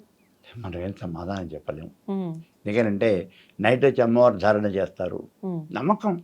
నేను నిన్న మార్నింగ్ ఇది ఒక ఆవిడ ఇన్స్టాగ్రామ్ లో పెడితే చూసిన గురుగారు. ఓకే, నైట్ అమ్మవారు ధారణ పూజ రూమ్ లో డోర్ పైన మనం ఫ్రిల్స్ లాగా పెట్టి ఒక పిన్ పెట్టి డోర్ పైన పెడితే మేము ఎవ్రీ ఇయర్ ఇట్లానే చేస్తాం, మా అత్తయ్య గారు వాళ్ళు కూడా ఇట్లానే చేసేది, అమ్మవారి గజ్జల్స్ అప్పుడు వినిపించేది మాకు, అమ్మవారు వచ్చి దాన్ని కట్టుకునేది అని చెప్పి కట్టుకున్నటువంటి ఆనవాళ్ళు కూడా ఉండేవి. మనం ఏం చెప్పలేము. కట్టుకున్నట్టు ఆనవాళ్ళు ఇలా చీర మడతలు పెట్టినట్టు నలిగిపోయి ఉండేది ఉండొచ్చు. మీరు మహానుభావులు, మీకు నమస్కారం. అంతకన్నా మనం ఏం చెప్పలేము. వస్తుందా అంటే ఇప్పుడు ఈ గజ్జెల్స్ అప్పుడు వినిపిస్తుంది చాలామంది చెప్తూ ఉండేవాళ్ళు. ఇదివరకు ఒకసారి మా ఇంట్లో కింద రెంట్కు ఉండే అతనికి ఇమీడియే కంప్లైంట్, అర్ధరాత్రి ఇప్పుడు గజ్జెల్స్ అప్పుడు వినిపిస్తోంది ఇంట్లోనూ అని. అవునా అన్నాను. అవునండి అన్నాడు. మీ ఆవిడ కాళ్ళకి పట్టాలనేమో జాగ్రత్తగా చూసుకో ఒకసారి. నిజంగానే అమ్మాయి గజ్జలు పట్టాలి ఉన్నాయి, అయినప్పటికీ వినిపిస్తోందంట వాళ్ళు. కొన్ని మన యొక్క భావన అనేది ఉంటుంది. ఇక్కడ ఎలా ఉంటుందంటే మన ఇద్దరం ఇలాగే కూర్చున్నాం, నీకు వినిపిస్తుంది నాకు వినిపించదు. అవును. మరి నువ్వు వినిపిస్తుంది అంటావు, నేను వినిపించలేదు అంటాను, నాకేం వినిపించలేదు అంటాను. మరి దీన్ని క్లారిఫై చేయటం ఎట్లాగా? అవును. ఒక చిన్న విషయం, విచిత్రమైన విషయం చెప్తాను. నేను చిన్నప్పుడు చదువుకునేటప్పుడు మా ఇంటి దగ్గరలో ఒక వేప చెట్టు ఉండేది, పెద్ద వేప చెట్టు ఉండేది. ఆ వేప చెట్టు కింద దయ్యం తిరుగుతుంది అని ఒక నమ్మకం. ఇప్పుడు నాకు 10-12 సంవత్సరాలు వయసు ఉన్నటువంటి ప్రాంతంలో పెద్ద వేప చెట్టు, రాత్రిళ్ళ పూట ఎవరో అక్కడికి వెళ్ళకూడదు, ఒంటరిగా పగల పూట కూడా మిట్ట మధ్యాహ్నం పూట ఎవరో అక్కడికి వెళ్ళకూడదు, వెళ్ళొద్దు, మీరు వెళ్తే ఆ దయ్యం పట్టుకుంటుంది అనేవాళ్ళు. అవి కనిపిస్తుంది అని కూడా చెప్పేవాళ్ళు. ఏం మేము చూసాము అని చెప్పేవాళ్ళు, చూసారేమో. నాకు ఇదేమంటే ఒకసారి నాకు అనిపించింది, ఎలా ఉంటుంది దయ్యం అంటే, మనలానే ఉంటుందా, ఏమన్నా తేడా ఉంటుందా, అది ఎట్లా ఒకసారి చూద్దాము అని. నేను రాత్రి వాళ్ళు చెప్పారు 10 గంటలు దాటితే అస్సలు వెళ్ళకూడదు అని. నేను 11 గంటల దాకా మేల్కొని చదువుకుంటున్నట్టుగా ఏదో కూర్చుని ఆ తర్వాత పుస్తకాలు మూసేసి ఎవరు చూడకుండా తలుపులు తిరిగి బయటికి వెళ్ళిపోయాను. ఆ చెట్టు కింద ఏడు కూర్చున్నాను, నాకేం కనపడలేదు. నాకు కనపడలేదు కాబట్టి లేదు అని కాదు, ఇదంతా వాళ్ళ యొక్క ఇది, మనమేం చెప్పలేము. భగవంతుడు కనిపిస్తే కనిపించవచ్చు, అమ్మవారు చీరనే కట్టుకుంటే కట్టుకోవచ్చు. చీరనే కాదు, మా ఇంటి దగ్గర చెప్పాడు, భోజనం అమ్మవారికి నివేదన చేసి ఇట్లా అన్నమ్మ గిన్నె అక్కడ పెట్టేసేసి మనం బయటకు వచ్చేస్తాం. ఈవిడ మాత్రం ఆ ఉపాసకురాలు ఎవరో ఉన్నారు, ఆవిడ మాత్రం ఇలా కళ్ళు మూసుకుని కూర్చుని ఉంటారు. ఆ గిన్నె మీద ఇలా అన్నం తీసుకున్నటువంటి వేళ్లతో అన్నం తీసుకున్నటువంటి గీతలు ఇట్లా కనిపిస్తూ ఉంటాయి. మనం వెళ్ళి మూత తీస్తే అవి కనిపిస్తాయి. అంటే కొన్ని పనులు శాస్త్రంలో ఉన్నా లేకున్నా మనకు అనిపించింది మనం పాటిస్తున్నాము, మనకు కరెక్ట్ అనిపిస్తే పాటించవచ్చు. అంటే దానికి శాస్త్రానికి సంబంధం లేదు, మన ఎక్స్పీరియన్స్ వేరు, శాస్త్రం వేరు. ఓకే, వస్తే రావచ్చు. ఒకవేళ అమ్మవారు అట్లా తీసుకుని వెళ్ళిపోయింది అంటే వెళ్ళిపోవచ్చు, మనం ఏం కాదనలేము. ఇప్పుడు ఇంత చేసాము, నిజంగా మనం చేసిన పూజ ఫలించింది అనే ఒక ఆనవాళ్ళు కానీ సంకేతాలు కానీ మనకి ఏమైనా తెలుస్తాయంట? మనకి ఫలించింది అంటే మనం ఏదైతే కోరుకున్నామో ఆ పని జరిగితే మనకి ఫలించినట్టే లెక్క కదా. పోనీ మేము కోరికే కోరుకోలేదు, కోరకుండా పూజ చేస్తే ఫలితం ఉంటుందన్న. మీకు ఏదో ఒకటి కోరకుండా పూజ చేసినా మీకు ఏదో ఒకటి కలిసి వస్తుంది కదా, ఓకే. మీకు ఏదో ఒకటి ప్లస్ పాయింట్ కనిపిస్తుంది కదా. వెంటనే కనిపించాలని నేను లేదు, ఏం ఉండదు. ఓకే. అప్పుడు నిష్కామ్యంగా చేసేవి మేము చేసేవి కూడా నిష్కామ్యంగానే ఉంటాయి తప్పించి కామ్యంగా ఉండవు. పరమేశ్వరం ఉద్దేశ పరమేశ్వర ప్రీత్యర్థం చేసేస్తాం. మరి అంత మాత్రం చేత రిజల్ట్ రాలేదు అని అనడానికి ఏముంది? నేను అడిగితేగా, నువ్వు నాకు ఈ పని చేసి పెట్టు అని నేను ఏమన్నా అడిగితే అప్పుడు అది రిజల్ట్ వచ్చిందా లేదా అనేది చూడాలి. అడగలేదు, ఎక్కడికి పోదు. మన బ్యాంకులో మనం కట్టిన డబ్బులు మన అకౌంట్లో అట్లాగే పడి ఉంటాయి. ఓకే. అవసరం ఎప్పుడు వాడుకోదాం అంతే. చాలా సంతోషం గురుగారు, వెరీ గుడ్, ధన్యవాదాలు. And for more videos, Please subscribe to iDream. Please subscribe to iDream. Please subscribe iDream. And please subscribe to iDream. For more videos, subscribe to iDream. please like, share, and subscribe to the channel. Congratulations, iDream. subscribe to iDream. Subscribe to iDream. So subscribe to iDream Media. iDream ki iDream team అందరికి huge congratulations. Please subscribe iDream Media. Please subscribe to iDream. Subscribe iDream. Please subscribe to iDream. iDream అంటే నా కళల ఛానల్ను subscribe చేసుకున్న నోరు తిరుగుతలేదు, మీరైతే గంట గుర్తు కొట్టండి. For more such videos, please subscribe to iDream. Subscribe to iDream. Please subscribe to iDream. Please subscribe iDream Media. Please do subscribe to iDream. Please subscribe to iDream Media. For best entertainment and information, please subscribe iDream. And don't forget to subscribe to iDream.